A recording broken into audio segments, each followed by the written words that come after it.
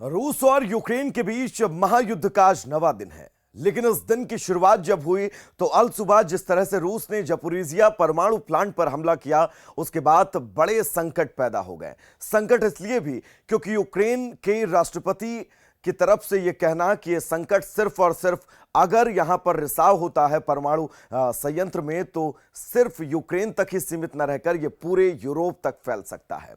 दरअसल रिपोरिजिया परमाणु प्लांट पर जब अटैक किया गया रूस की तरफ से, उसमें आग लग जाती है। यह कहा जाता है कि यह आग अगर और ज्यादा भयावह होती है और परमाणु प्लांट में किसी भी तरह का रिसाव होता है तो यह बहुत ही ज्यादा विध्वंसक और बहुत ही ज्यादा लोगों को क्षति पहुंचाने वाला होगा। और सबसे बड़ी बात यह दायरा महज यूक्रेन तक न सीमित रहकर पूरे यूरोप को अपनी जद में ले लेगा, जिसके बाद चिंताएं और परेशानियां बढ़ना लाजमी था।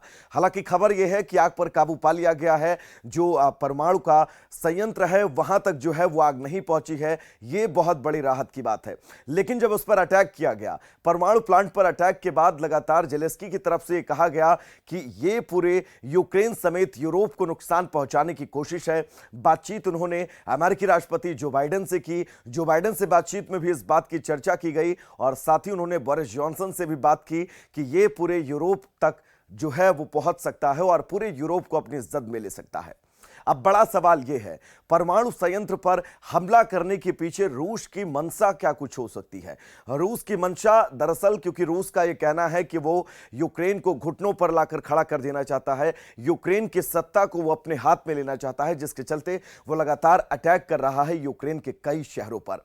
अगर परमाणु संयंत्र, क्योंकि यह कहा गया यूक्रेन की तरफ से चेरनोबिल की याद दिलाई दी गई, क्योंकि चेरनोबिल में जिस तरह से 1984 में परमाणु ब्लास्ट होता है, जरा सी लापरवाही के चलते जो स्थितियां, जो भयावह मंजर चेरनोबिल में देखा गया, वो स्थितियां ना हो, यह खास तौर पर याद दिलाया जेलेंस्की की तरफ से। अब तमाम सवाल यह हैं कि इस युद्ध के आखिर परिणाम क्या कुछ होंगे, क्योंकि रूस लगातार 2 दौर की बातचीत कर चुका है। इस 2 दौर की बातचीत में रूस का स्टैंड बिल्कुल क्लियर है।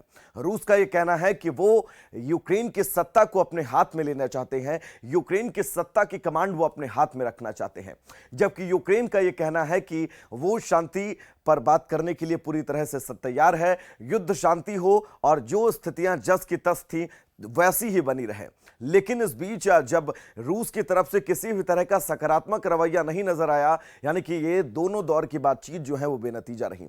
खबर यह है कि तीसरे दौर की भी बातचीत इन दोनों देशों के बीच होनी है, जिस पर सबकी नजरें रहने वाली हैं। अब तीसरे दौर की बातचीत में क्या कुछ नतीजे निकलेंगे, क्योंकि रूस जो है वो पीछे हटने का नाम नहीं ले रहा है। रूस का यह कहना है कि वो लगातार अटैकिंग मोड में रहेगा। और सबसे बड़ी बात यह, आज रूस की तरफ से एक बयान जारी किया गया और उस बयान में रूस का यह कहना कि जिस दिशा में वो आगे बढ़ रहा है, जिस रणनीति के तहत वो आगे बढ़ रहा है, ये रूस के लिए सकारात्मक रणनीति है। जिस रणनीति के साथ रूस ने इस युद्ध की शुरुआत की, ये बिल्कुल ठीक उसी दिशा में आगे बढ़ता जा रहा है। राजधानी कीव पर भी लगातार हमला किया जा रहा है। कीव के समेत समेत वो तमाम शहरी इलाकों को रूस अपना निशाना बना रहा है ताकि यूक्रेन को घुटनों पर लाया जा सके। लेकिन इस युद्ध के परिणाम क्या कुछ होंगे, इस युद्ध से क्या कुछ निकल कर सामने आएगा, इसके लिए शायद थोड़ा सा इंतजार हमें और करना होगा।